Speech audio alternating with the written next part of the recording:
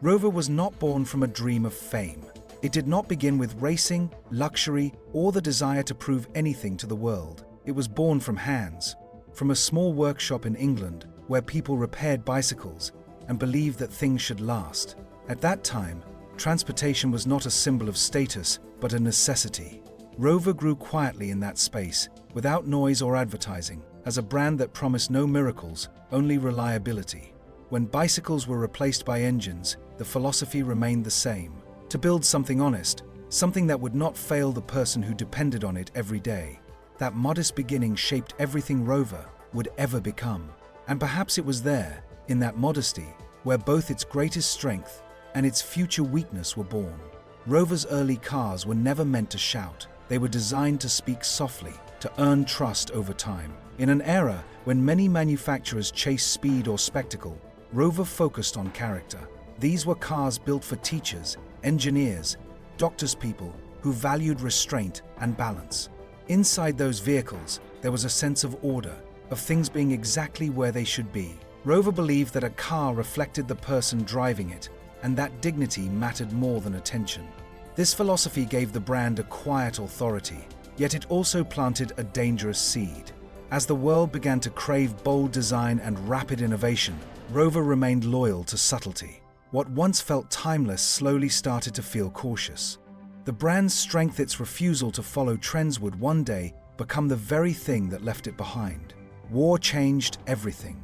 Factories that once built civilian cars were forced to serve survival instead of comfort. Rover adapted, producing engines and machinery, learning discipline under pressure. When peace returned, Britain was exhausted but hopeful, and Rover stood ready.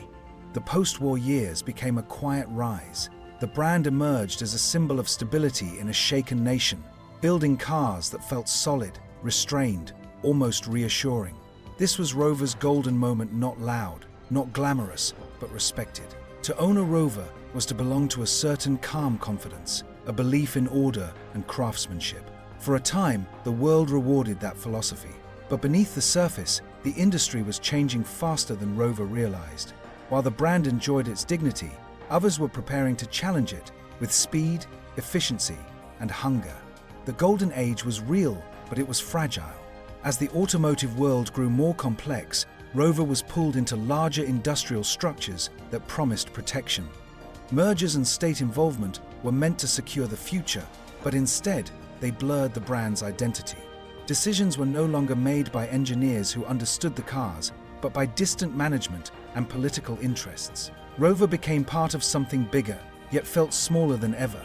Innovation slowed, confidence faded, and the clear sense of purpose began to dissolve. What once was a proud, independent voice turned into an echo inside a crowded system. The name remained, but the souls started to drift. As the decades passed, the world outside Rover's workshops moved faster than ever. Germany was producing precise, reliable cars that seemed to anticipate every need, while Japan's machines arrived almost silently, combining efficiency with affordability. Rover, proud of its heritage, clung to its traditions. The cars were still solid, still dignified, but the world was no longer content with dignity alone. The British brand that once symbolized patience and craftsmanship now struggled to keep pace. Engineers tried to innovate, to modernize, but every change seemed restrained, cautious, almost apologetic. In a market that demanded boldness, Rover's quiet approach became a liability. Dealers reported declining interest, buyers began to look elsewhere, and whispers of irrelevance began circulating. In this struggle, there were attempts at salvation. Partnerships with foreign companies promised new technology, investment, a chance to reclaim relevance.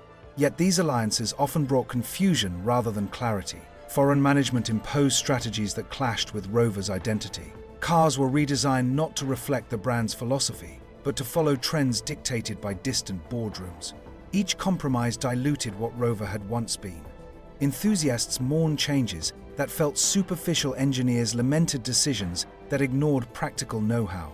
The proud mark that had weathered wars, rationing, and the slow march of industrial progress now faced an enemy of its own making: the erosion of its soul. Every attempt at revival felt like a desperate grasp at the past. Special editions, flashy advertising campaigns, promises of technological leaps, they were temporary distractions, but the core issues remained unresolved. The brand was haunted by a fundamental tension: loyalty to tradition versus the need to evolve. With each passing year, the weight of history pressed harder, and the modern market left little room for sentimentality. Rover's struggles were no longer just technical or financial, they were existential. Could a company built on patience and modesty survive a world that demanded agility and audacity? The answer, increasingly, seemed uncertain. The decline was visible long before it became irreversible. Factories that once hummed with purpose grew silent or operated at half capacity. Skilled workers, who had dedicated decades to perfecting every panel, every engine, were laid off or reassigned. The pride that had defined Rover's workforce, the meticulous attention to detail, the unspoken promise that every car would endure, was replaced by uncertainty and quiet despair. Shops emptied, assembly lines slowed, and the brand that had once embodied reliability now became a symbol of what happens when heritage and bureaucracy collide. Investors came and went, each claiming they could revive Rover's former glory, but none could reconcile the brand's identity with the harsh realities of the modern automotive world. Factories changed hands, partnerships were attempted, sold, or dissolved. Each move was meant to breathe new life into the company, yet each left the name feeling more fragile, more like a memory than a living, breathing entity. Enthusiasts clung to older models, passing them down like family heirlooms, reminders of an era when Rover had meaning beyond balance sheets and quarterly profits. And yet, even as the last factories closed and production ceased, Rover's essence refused to vanish entirely. The cars themselves, quiet, dignified, engineered with care, remained on roads across Britain and beyond, moving slowly but surely, carrying stories of families, workers, and engineers. In that sense, Rover's legacy was not measured in sales charts or market dominance, but in the resilience of its creations, in the way they endured long after the company could no longer sustain itself. What the world lost in industry, it gained in memory, a quiet lesson about pride, patience, and the fleeting nature of even the most trusted institutions. Rover today lives in the minds of those who remember the feeling of sitting behind its wheel, the solidity beneath your hands, the reassurance of a machine made with purpose. Its story is not one of failure alone, but of a brand that once embodied something rare: consistency, dignity, and a human touch in a world increasingly ruled by efficiency and speed.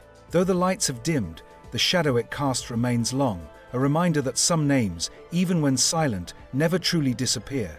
Rover's story is a quiet caution, whispered through empty factories and the fading shine of once proud nameplates. It teaches that heritage alone cannot protect a brand, no matter how carefully it is built or how steadfast its philosophy. What made Rover great, its dedication to reliability, craftsmanship, and understated elegance, was also what left it vulnerable in a world that demanded constant reinvention. The hands that shaped its vehicles, the minds that labored over every detail, and the families who trusted it became witnesses to both triumph and decline. There is a certain melancholy in that, but also something enduring. Even now, decades after its decline, Rover's legacy persists in ways that charts and sales numbers cannot capture. Its cars still move on roads, not as commodities, but as stories in metal and paint. They speak of a time when engineering was as much about human trust as mechanical precision.